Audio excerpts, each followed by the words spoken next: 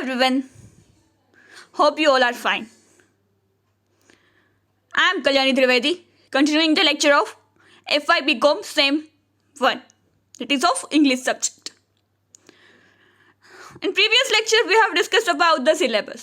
આપણે ઇંગ્લિશના પેપરનું સિલેબસ વિશે આપણે વાત કરેલી કે એક ટેક્સ્ટ બુક છે, એમાંથી 5 યુનિટ હશે, એમાંથી 40 માર્ક્સનું પૂછાશે.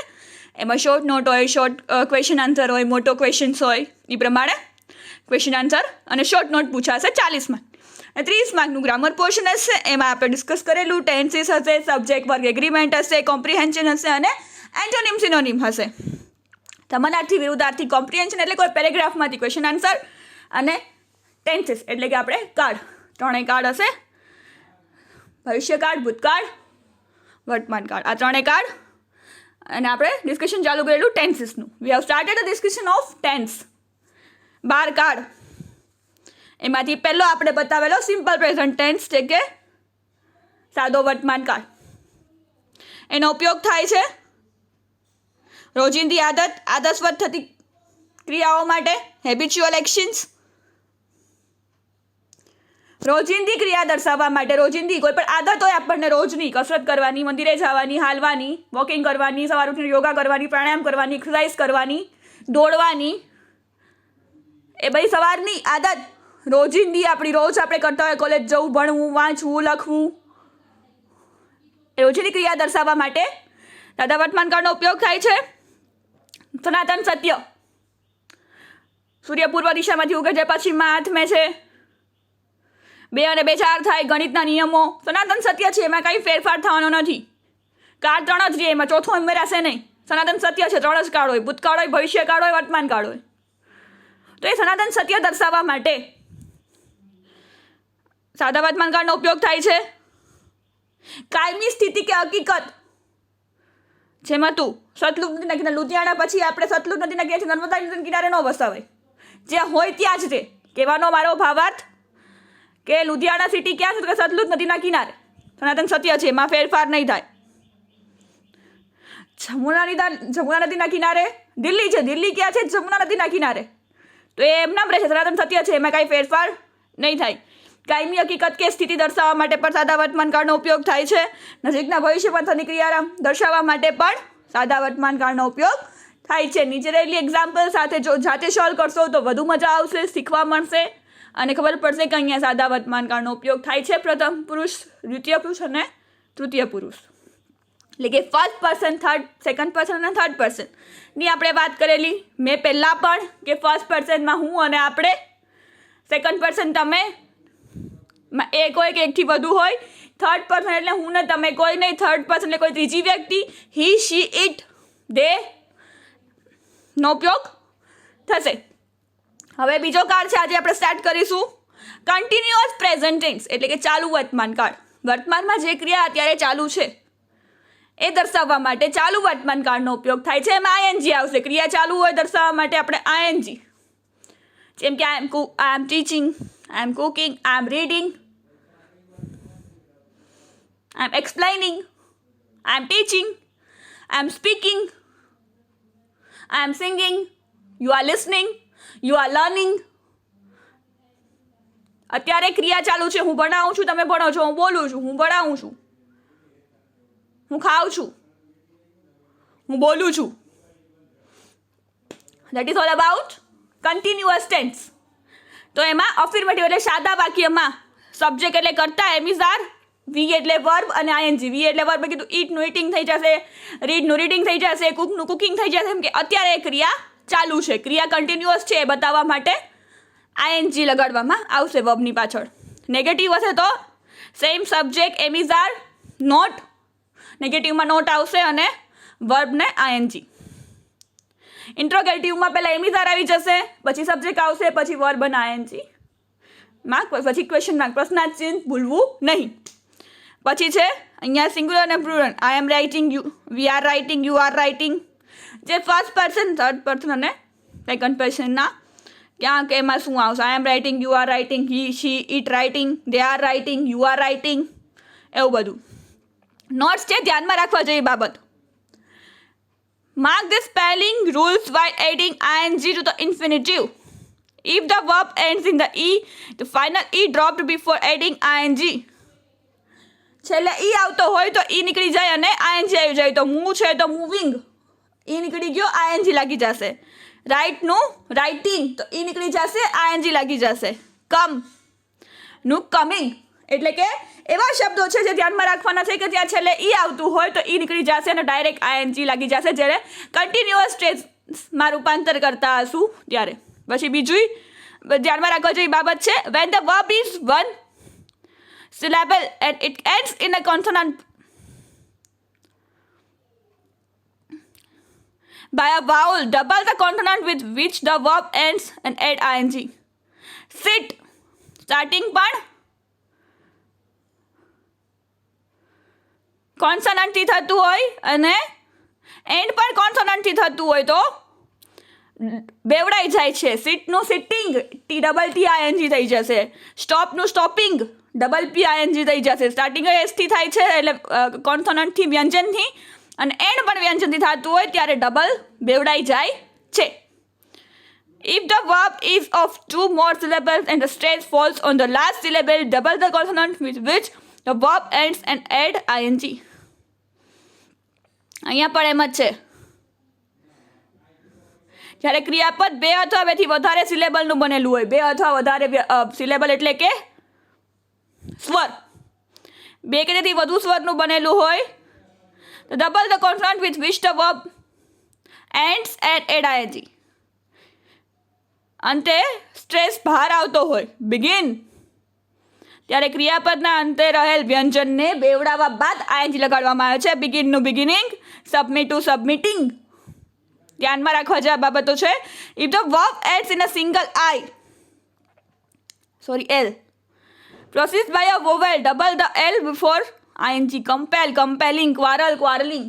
એલથી થતું હોય અને પેલા વ્યંજન આવતું હોય, સ્વર આવતું હોય તો એમાં બેવડાવવામાં આવે છે. આ રૂલ્સ આપણે ઘણી વખત 10th 12thમાં ગ્રામરમાં ભણી ગયેલા છીએ, પણ કાળનું વાક્ય બનાવવા માટે ધ્યાનમાં રાખવાના છે. એટલે નોટ્સ તરીકે આપણને આપેલા છે. આપણને ખબર છે પાછળ ઈ હોય તો આઈએનજી થઈ જાય છે, ઈ નીકળી જાય છે.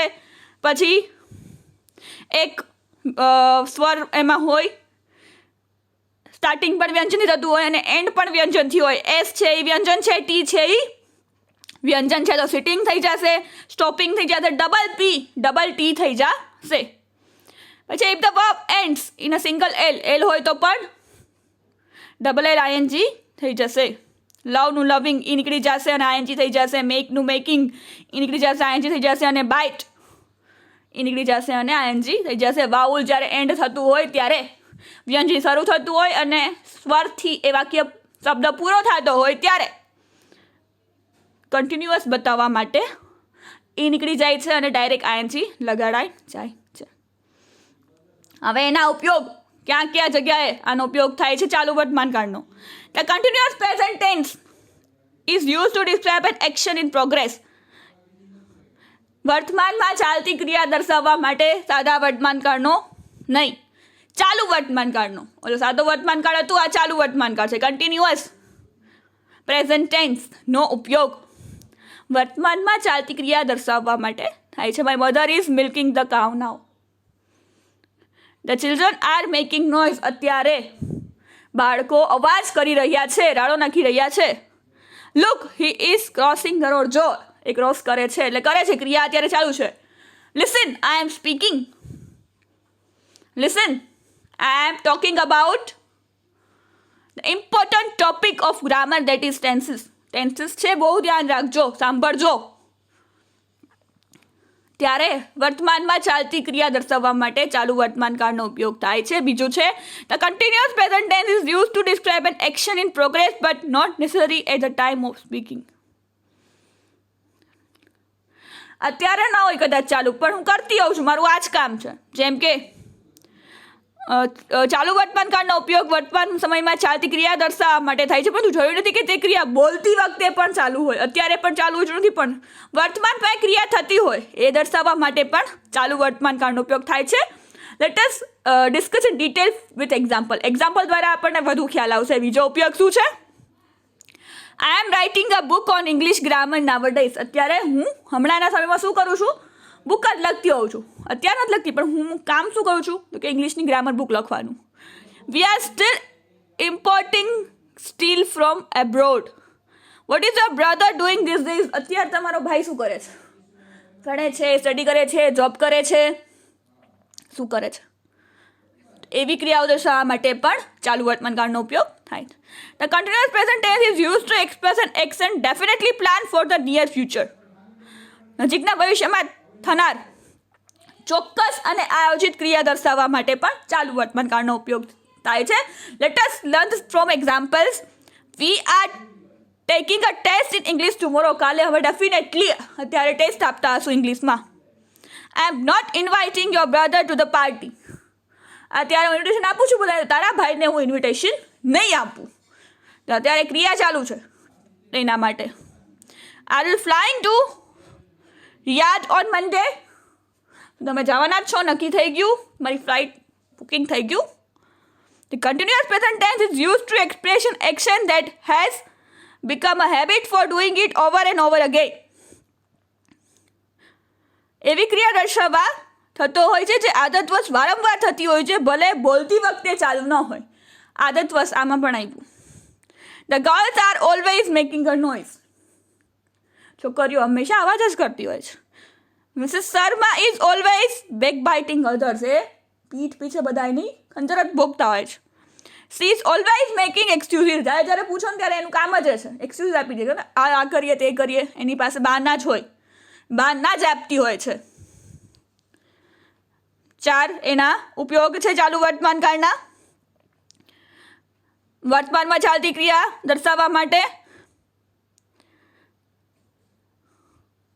વર્તમાન સમયમાં ચાલતી ક્રિયા દર્શાવવા થાય છે, પરંતુ જોયું નથી કે તે ક્રિયા બોલતી વખતે પણ ચાલુ હોય.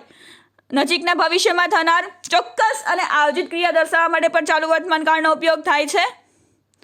અને એવી દર્શાવવા આદતવશ વારંવાર થતી હોય, ભલે બોલતી વખતે ચાલુ ન હોય, આદતવશ હોય, એ ક્રિયા દર્શાવવા માટે પણ ચાલુ વર્તમાનકાળનો ઉપયોગ થાય છે. ધ્યાનમાં રાખવા જેવી બાબત છે. રિમેમ્બર, યાદ રાખજો ખાસ. Most of the verbs mentioned below express some long-lasting activities, therefore they are usually used in simple present tense, even if they express an experience or action that is in progress. નીચે આપેલ ક્રિયાપદો બહુ લાંબો સમય ચાલતી ક્રિયા માટેના છે, તેથી આ પ્રકારની ક્રિયાઓ ભલે બોલતી વખતે ચાલુ ન હોય, પણ તેનો ઉપયોગ સાદા વર્તમાન કાળમાં બહુ થાય છે, કન્ટિન્યુઅસ પ્રેઝન્ટ ટેન્સમાં નહીં. See, here, test, small, notice એવા બધા શબ્દો. Want, wish, feel, like, dislike, love, hate. For example, I hate you. I know him very well. I agree with you. આનો બધાનો સાદા વર્તમાન કાળમાં વધુ ઉપયોગ થાય છે. હવે example, don't disturb your sister. She is studying.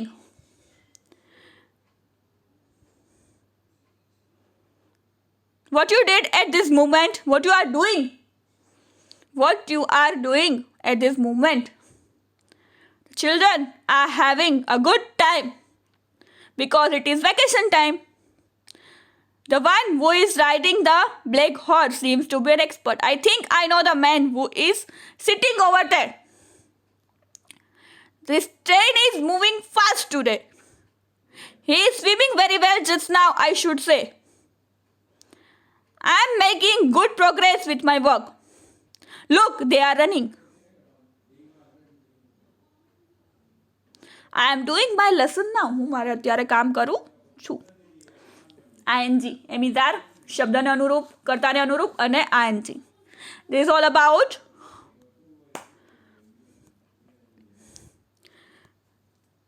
continuous present tense. Continuous present tense. સાદો વાક્ય. I am teaching English now. I am not teaching English now. Negative or interrogative. Am I teaching English now? શું ભણાવું છું? પછી notes.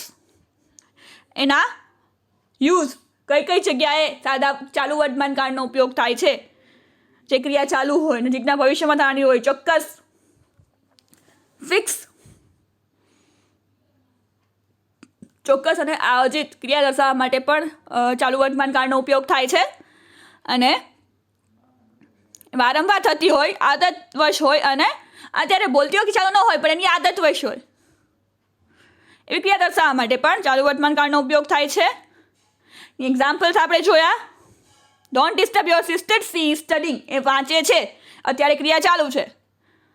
Vote are you doing at this moment? તમે શું કરો છો? Children are having a good time because it is vacation time. The one who is riding the black horse seems to be an expert. I think I know the man who is sitting over there. This train moving fast today. આ train આજે fast ચાલે છે. So this is all about continuous present tense. ચાલુ વર્તમાન કાળ. This is all about continuous present tense. ચાલુ વર્તમાન કાળ. તો પરફેક્ટ પ્રેઝન્ટ ટેન્સ હવે પૂર્ણ વર્તમાન કાળ આપણે કાલે will continue in the next lecture. Next લેક્ચરમાં આપણે કન્ટિન્યુ કરશું next tense. Thank you for listening. Have a nice day.